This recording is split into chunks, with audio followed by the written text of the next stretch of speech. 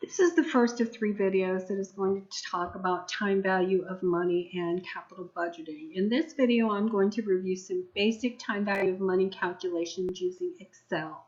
Under Chapter 11, Study Tools, you will find some additional files that you can use to practice these concepts, or if you prefer to do them using a financial calculator. Now, the idea behind time value of money is that a dollar today is not the same as a dollar in the future. If you have a $100 bill today, that is its present value. Present value is a single sum concept, one amount today. Future value is what something will be worth in the future. So, for example, if you need $100 2 years from today, the future value is $100, but the present value of that amount is going to be something less. So both present value and future value are single sum concepts. What one amount or a series of cash flows will be worth either now or at some point in the future. A payment PMT is the same cash flow paid or received 2 or more times. So for example, a car payment, a house payment, a lottery payment if you win the lottery. A payment is an annuity situation. There are 2 types of annuities. Most annuities are ordinary annuities, meaning that the first payment is made at the end of the period.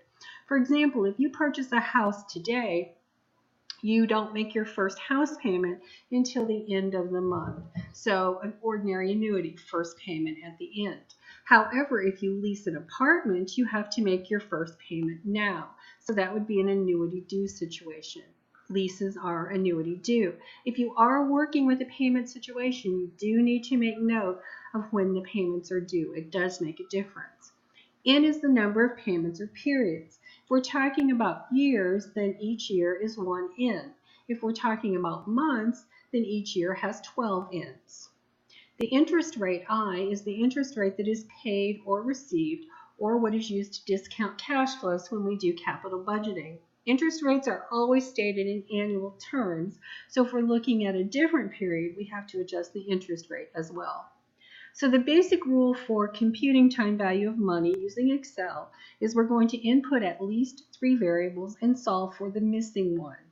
So the most important concept is to read the question carefully such that you know exactly what it is you want to solve for.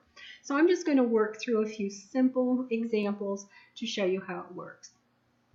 The first scenario says, assume you invest $1,000 today at 10% interest for 6 years.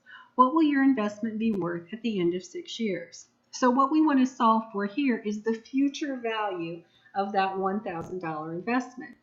And when you go to your formula bar in Excel and select financial, there's a long list of formulas. Now the first time you do a time value of money, you need to go down, scroll down, find what you need.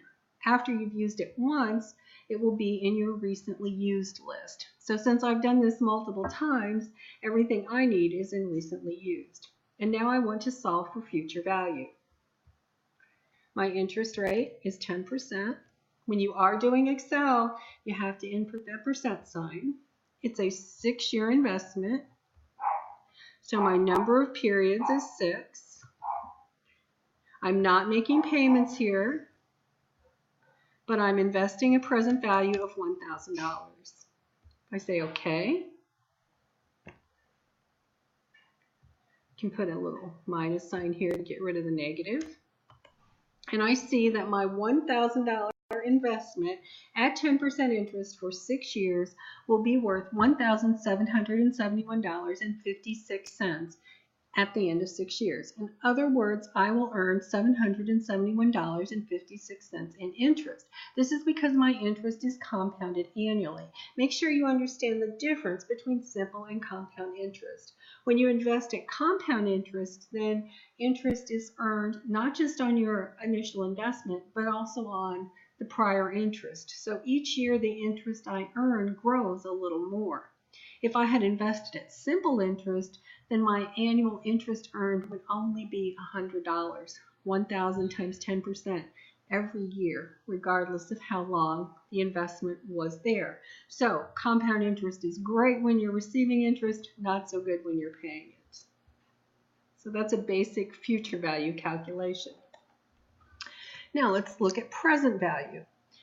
Assume you would like to have $5,000 for a vacation when you earn your MBA. How much do you have to invest at 8.5% today to achieve your goal if you plan to graduate in 5 years? So now we want to know what's the present value. In other words, in order to have that $5,000 in the future, how much do we have to invest today? So the interest rate is 8.5%. We're looking at 5 years. Again, this is not a payment situation. And we want $5,000 in the future. We say okay, get rid of our negative. And we see that we have to invest approximately $3,325 today in order to have it grow to $5,000 in 5 years. Now note there is an inverse relationship between present value and interest rate. If I could earn 11.5%, I would only need $2,900. But at 8.5%, I need to invest $3,325. And we can also solve for N, the number of periods, or I, the interest rate. Let's assume that I have $2,500 to invest today, and I want it to grow to $5,000. How long will that take at an interest rate of 8.5%? In other words, how long will it take for me to double that money? Again, I can go back to recently used to solve for the number of periods. Using Excel, you select NPER. My rate is 8.5%. I want my money to grow to $5,000. Again, not a payment situation, and I have $2,500 to invest. Now note, I have put my $2,500 in as a negative. When you are solving for the number of periods or the interest rate, you do have to put a dollar amount in as a negative. And I see that it will take approximately 8.5 years at 8.5% in order to have this money double. Well, what if I have that same $2,500? I want $5,000, but I want it to happen in 5 years. What interest rate do I have to earn to have that investment double within the 5 years? When we want the interest factor, we use rate. Again, 5 periods, no payment. Have to put the present value in as a negative. And we see that the formula results in 14.87%. So you'd have to earn approximately 15% interest in order to double that money in 5 years. So that's the basic way that you solve for future value, present value, number of periods, or interest rate. Always works the same, just a matter of changing the figures. Now let's look at a payment situation. Let's go back to the original idea of wanting $5,000 in 5 years, an 8.5% interest rate, but no money up front to invest. Let's say we don't have $3,325 to invest, but we'd still like to make payments in order to achieve that $5,000 goal. Now notice it says that we're going to make quarterly payments starting today. Go back to recently used, PMT. Our rate is 8.5%, but that's an annual rate. So because we're going to make quarterly payments, we have to divide it by 4 because there's 4 quarters in a year. The number of periods, well, if there are 4 quarters a year and we're going to be making payments for 5 years, that means we're going to make a total of 20 payments. There's no present value here. We're looking at wanting a future value of $5,000. Now you notice the formula result says $203.23. That's assuming that I would make my first payment in 90 days, an ordinary annuity. But I said I was going to make the first payment today, an annuity due. So when you have a payment situation and the first payment is immediate, you have to change your type to 1. And you notice it does reduce your payment just a small amount because that $199 is going to be invested for the first 90 days. With an ordinary annuity, there would be no investment until the end of the first quarter.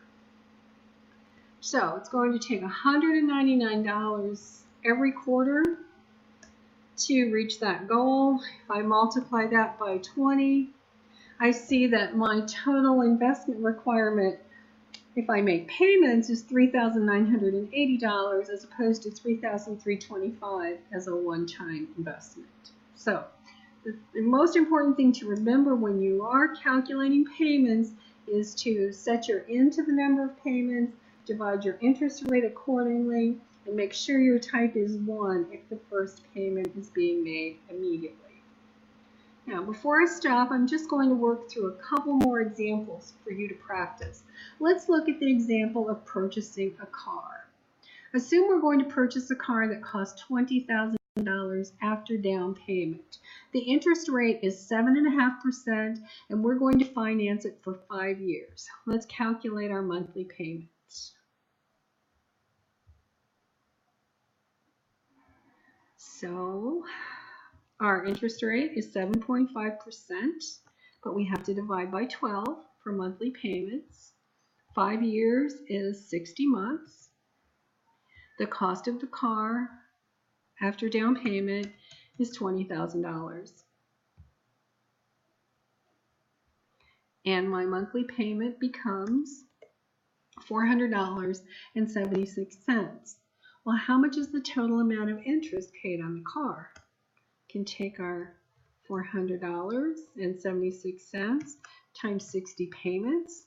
We'll make a total of $24,045.54 in payments. If the car costs $20,000, then the total interest expense over the 5 years is $4,045.54.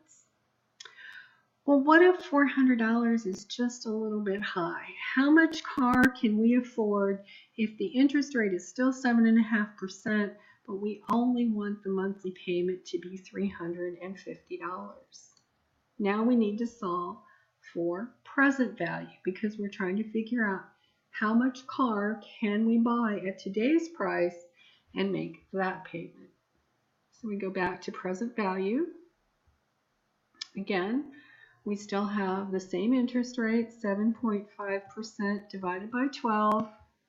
We're talking about 60 payments of $350. And we can afford a car after down payment that costs $17,467. So I have to scale back a bit if we only want to pay $350 a month. Well, what if we really want to buy that original car for $20,000? We only want to pay $350 a month for 5 years. What interest rate do we need in order to buy the original car and make monthly payments for 5 years? So now we're going to go back to recently used and choose rate. The number of periods is 60. The payment is $350. Again, remember we have to put that present value in as a negative now. We want that $20,000 car. And we get a very small percent, but remember that's the monthly interest rate because we're dealing with monthly payments. To get the annual rate, we multiply that by 12, and we see that we need one of those special financing offers to make this happen because we can buy it in 5 years if we get an interest rate of 1.94%. Well, what if that's not going to work out? The interest rate remains at 7.5%. We can only make monthly payments of $350. We still want that same car. How many months are we going to have to pay? So now we can go back again to recently used, pick our number of periods, our rate, 7.5% divided by 12, our payment is $350. Again, we have to put that present value in as a negative, and we see that it's approximately 71 months. So if we divide that by 12, it's going to take just about 6 years, 5.9 years to pay for that car. So if we want to pay $350 a month instead of $400, we're going to have to pay for it for approximately another year. So this is just a quick overview of how to compute future value, present value payments, interest rates, and number of periods. Please let me know if you have any questions. Please review your other Chapter 11 study tools for more help.